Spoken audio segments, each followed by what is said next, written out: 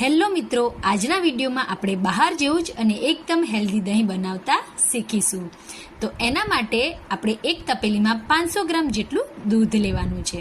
હવે આ દૂધને સ્ટવ પર મૂકી અને એને સ્ટવ ચાલુ કરીશું અને એને થોડું 9 શેકા જેટલું ગરમ કરી લઈશું. દૂધને બહુ એકદમ ગરમ નથી કરવાનું, થોડું 9 શેકા જેટલું જ ગરમ કરવાનું છે.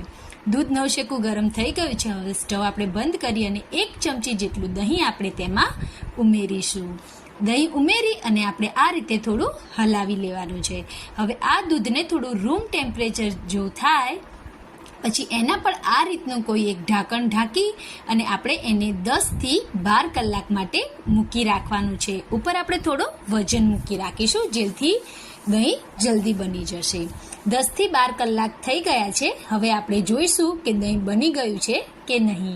તો આપણે ઢાંકણ ખોલી અને જોઈશું તો જુઓ, એકદમ બહાર જેવું દહીં બનીને તૈયાર થઈ ગયું છે. હું તમને બતાવું છું કે છે ને એકદમ ચકતા પડે તેવું એકદમ હેલ્ધી દહીં ઇઝીલી તમે ઘરે બનાવી શકો છો.